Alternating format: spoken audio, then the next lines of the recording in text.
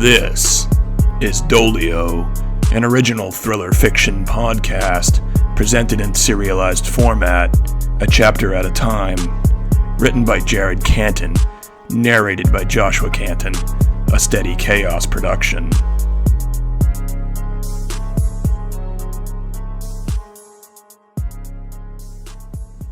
Previously on Doleo. The passenger writhed on the ground, his arm twisted horrifically backwards, his left propped him off the ground. Knowing eyes glared up at me, well aware of the fate of their owner. "Are you Rodney Rhodes?" I barked at the defenseless man. He roughly fit the description, but it was too dark to be certain. I recalled Luttrell's description of the car involved in his brother's shooting, the growl it made as it sped away, leaving death and mourning in its wake. "Nah, man, I ain't Rodney." "Do me a favor." He nodded, fear and agony, and an arm that swung at its brake, like the pendulum on a grandfather clock, had overridden his courage and loyalty to gang. A new set of police sirens landed shrill in my ears, too far to cause alarm after the truly close calls I had just survived. I stared down towards the man, past my shoulder, which somehow, someway, still held Germain's knife. "Tell Rodney that Doleo came looking for him." Okay, man," he murmured. His eyes darted back to his damaged arm. Terror flashed across his face. "And tell him I'm not done looking for him."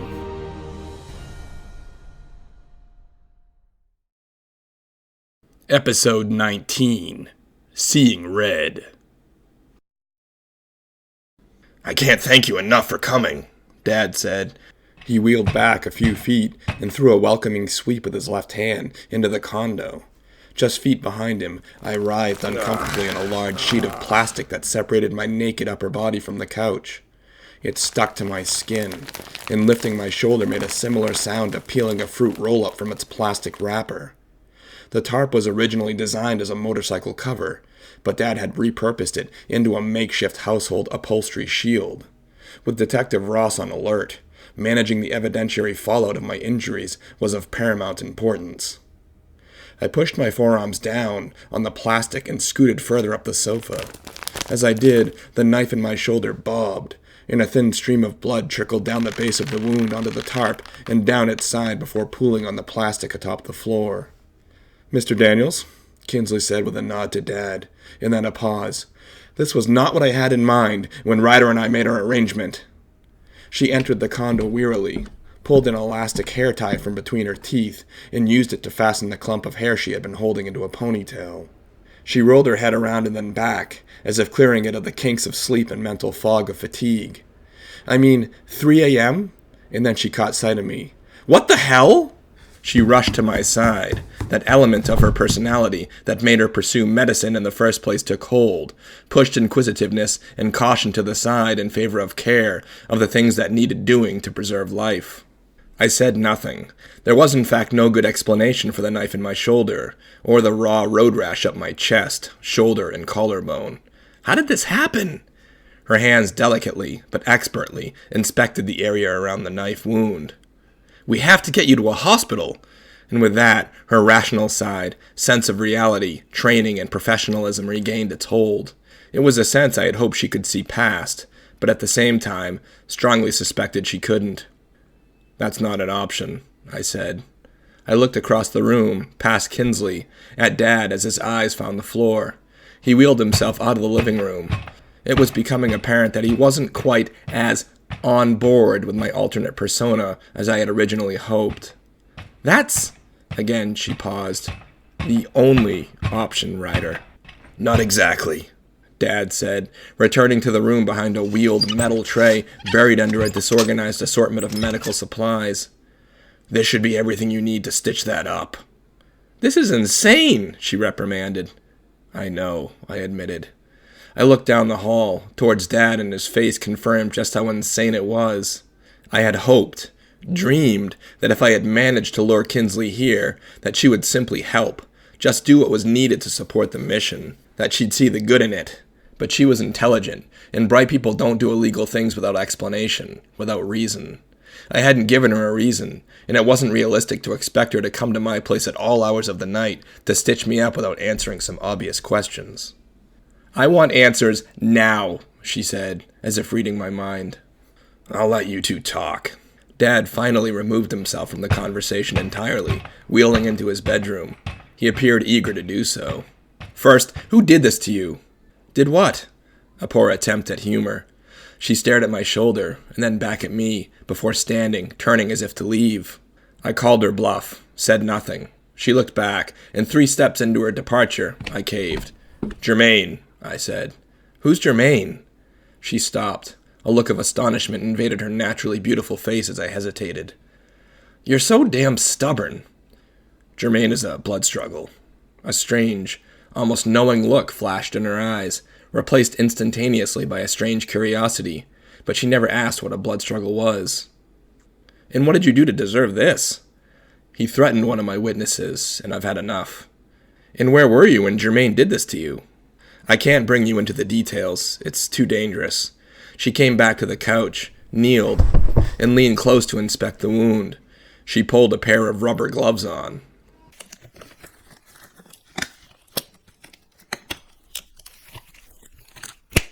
"Ah!" I gasped as she made contact with the wound. "Sorry!" She recoiled and then stopped. "You asshole." I smiled. "Stand up." I did. "Drop them." "Excuse me?" "Your clothes. If you won't tell me how this happened, why this happened, I have to assume that any part of your body could be injured, and you wouldn't have a damn clue. So if we're playing games, it's my turn. Drop them." I laughed aloud, inspected her eyes. They housed not a glimmer of sarcasm. Her mouth was a flat line, no curve, not the slightest suggestion of jest. "You're kidding." "Your dad calls, asks me to come here at 3 a.m. for a medical emergency. I barely know you, and then you won't tell me what led to the knife in your arm? Ryder, you have a knife plowed into your shoulder, road rash painted up your chest, and a bruise the size of a basketball above your hip." "I do?" I snaked my head around for a better view of my upper ass. "That's it!" She spun so hard, her ponytail whapped off the side of her head. I reached for her elbow, found it, and held her arm as she moved away from me. She stopped, didn't turn around. I released her arm, and she spun slowly towards me, and I dug my thumbs under the waistband of my sweatpants at each hip. With one smooth motion, my eyes still locked with hers, I dropped my pants to my ankles and stepped forward out of their crumpled remains, completely nude, just 2 feet from her. Her eyes didn't waver, stayed locked with mine. "Lay back on the couch," she said. I backed away from her until my heels crashed into the sofa, tipping me backwards onto it. She calmly approached me. "Last chance. How did this happen?" Her voice was calmer, but no less rigid and insistent. "You want the long version or the short?" I asked, as her fingertips dug gently into my upper abdomen and then downward. She stopped about 3 inches below my navel. Her hands caressed my stomach, pushed, circled, and massaged at what I guessed were essential human parts of some variety. "The short, considering my being here like this could cost me a medical license I don't even have yet. I figure some level of plausible deniability is a good thing." "Stabbed by a gangster, fell from a fire escape, shot at, hit by a car, fell on my face, and shot at again." It was the least thorough, simplistic version I could muster. It took all of my concentration to speak, to speak and remain composed, in the most uncomfortable of settings. "Can you move your arms?" She placed her hand on my shoulder as I lifted each above my head. She did the same to my collarbone, asked me to repeat. "I feel fine," I protested. "Thanks for the invaluable insight," she said sternly. She hadn't cracked a smile since arriving, and her comment touched on possibly the most challenging aspect of my condition. Of course I felt fine. I hadn't lost a ton of blood, I think, and none of my bruises had raised her apparent minimal concern. But the fact was, unless I was in the actual process of dying, I probably would feel fine. But just because I felt fine didn't mean I was fine. It didn't mean a slow internal bleed wasn't sapping my body, or that a broken bone, broken rib, severe sprain, or other malady that only announced itself through pain wasn't present. It was this that made her role so essential, not just tonight, but every night it became Doleo. Without her, there could be no Doleo. And because of this, because of her absolute necessity to my alter ego, I had to get her on board, no matter what it took, even if it took honesty. Roll over. I did, much to my relief. While I wasn't terribly self-conscious about my body, full frontal nudity while a gorgeous woman inspects your anatomy is pointedly less comfortable than a nice pair of sweatpants. The whole experience was intense, like being on stage totally unprepared. The light burning onto you, the center of attention. Kinsley was playing it cool, but she had thoughts, and not just professional ones. And the more I thought about what may have been going on in her head, the harder it was to ignore what was going through my own. I felt her hands kneading at my lower back, presumably where she had indicated the bruise was earlier. I turned my head to the side, caught a vision of the blade still in my arm, and the bloody mess it had created along the plastic. I wasn't sure if it was a lot of blood, or just a spatter spread thin, far and wide, but it was expanding its reach. "Can we get this thing out of me?" I dipped my head in the direction of the blade. "Have you urinated since you got home?" She completely ignored my question. "No." "Would you please?" "I guess." I stood, confused. "Can I put these back on?" I lifted the sweatpants from the floor with my toe, angled my body away from her view. "I'd be grateful if you would." She stood and walked to the kitchen, opened the fridge door, and pulled a bottled water from the top rack. I slid into my pants. "Help yourself," I said as I escaped into the bathroom. About 3 seconds into dousing imaginary flames in the toilet with my stream, I passed one small red clump, and then another, before my yellowish stream of urine turned a cherry Kool-Aid shade. I said aloud, loud enough for it to permeate through the cracked door out into the living room, where I presumed Kinsley sat, smugly sipping on my bottled water. What?" she fired back, a knowing, arrogant twist to her words. I finished peeing, or bleeding, or whatever exactly it was that I had just cleared my body of, in beeline back to the living room. "What was that?" "The clots or the blood?" "How about both?" I knew little about medicine beyond my own condition. People that know a lot about their health are often hypochondriacs, digging into imaginary pains and maladies, turning to WebMD to diagnose and prognosticate their untimely demise. I wasn't like those people, in large part because I lacked the trigger.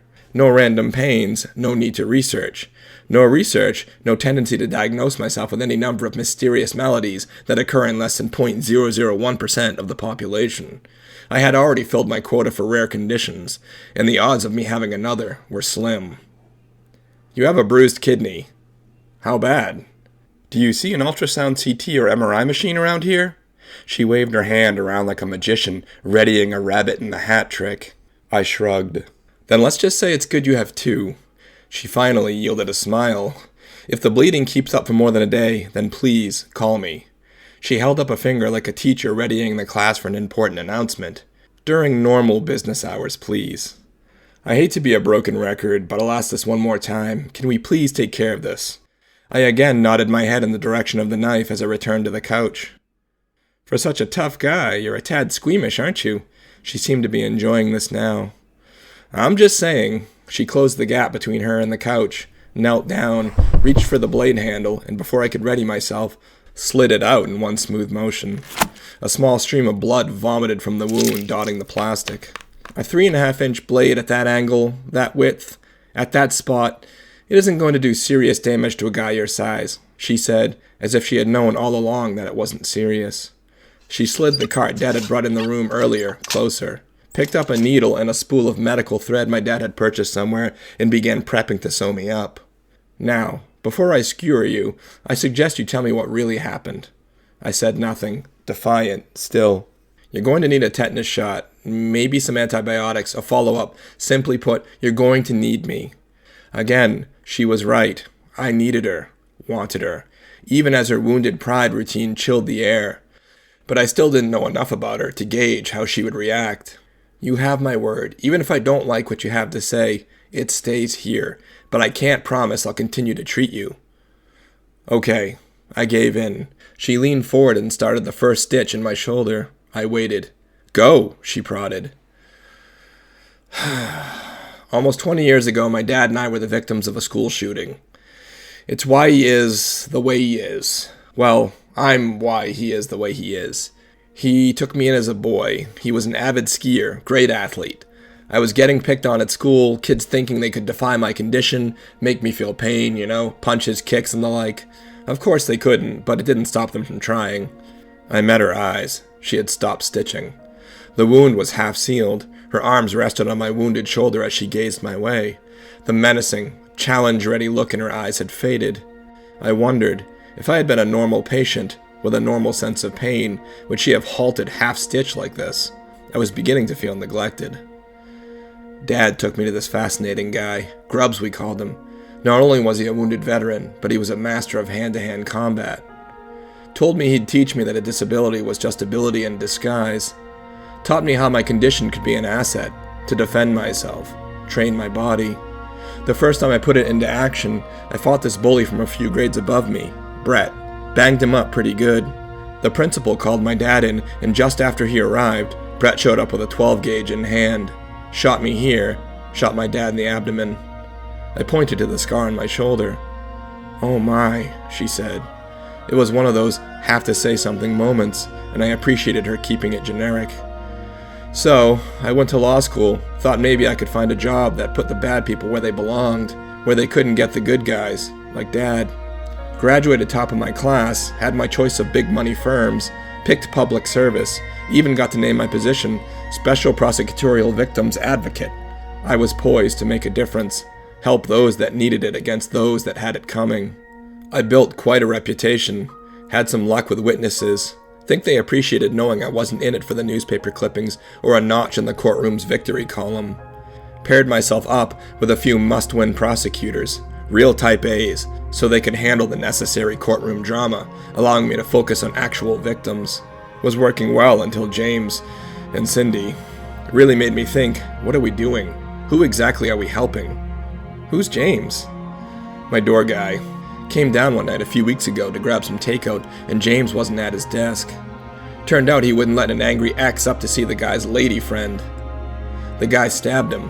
I stumbled upon the scene, chased the guy, and, well, accidentally pushed him off a rooftop. The admission just fell out. Trusting her felt right. "You did what?" Her head lurched forward in disbelief as she finished the sentence. In retrospect, it wasn't the kind of statement you try to slip in at the end of a monologue. I thought he was jumping, tried to grab him. Turned out he was jumping to the next roof, not the ground. He didn't make it. He didn't make it? That's all you have to say? He didn't make it? Listen, James is in a coma because of this guy. Forgive me if at this point, I'm not still torn up about him. Did you call the cops? I already had, for James's stabbing. And? And when they came, I guess I panicked. You panicked? But you're a lawyer. Cops don't make lawyers panic. Cops make drug dealers and burnouts panic. I'm not usually on the wrong end of the law. It was different. Tell me you confessed. Not exactly. And how inexact are we talking? I pinned it on a vigilante. You did what? I pinned it on a vigilante. Dressed in black, crime fighter, advocate for good through questionable means kind of guy. A questionable means kind of guy that doesn't exist? That didn't exist. Didn't? The sympathy that the early part of my story had generated in spades had now soured. She looked incredulous. What do you mean, didn't? I mean, he didn't exist, and now he does. Her mouth pulled free of its flat frown and rounded as if she were about to deliver an "oh." Then a moment of realization dawned on her face, and her eyes brightened. You weren't stabbed, run over, shot at. This creation, your vigilante, was. I tilted my head, shrugged. So you brought me on to, what, be your fancy little sidekick? Storm in here at all hours of the night, never knowing what type of condition you'd be in when I got here? Ready with stethoscope blazing? It sounds terribly presumptive when you say it like that. You used me? I think that goes both ways. It was a lot harsher than I intended, but still, not untrue. She had wanted to study me, use me, and this was my condition to such usage. I was hoping to study your condition to help you, help others like you lead normal lives. Maybe we don't want to be normal. Maybe I tried being normal and good people are dead, fighting for their lives, or permanently crippled. I looked down the hall. Dad's door was cracked open just slightly, and I immediately regretted using the word. A burning dread at how he must feel hearing his son call him that stung my innards. "Maybe everything isn't about you," she retorted. "You're right, it's not all about me. But it's about me looking into the eyes of a 17-year-old girl and telling her that she had to stand up for herself, that she has to stand up for others, and then, when she so bravely does, it's about watching her die because she dared to fight, dared to believe my bullshit." Kinsley cleared her throat. She quickly finished the stitch, workmanlike, like a Boy Scout, effortlessly pulling the knot tight before snipping off the excess. "I suggest you cover that and set a follow-up appointment." She stood, flipped her rubber gloves into the trash, pulled her sleeves hard down to her wrist, and without another word, left the condo. The door eased shut behind her, and I, still absolutely baffled as to when the conversation shifted from heated to finished, couldn't muster the energy to follow her.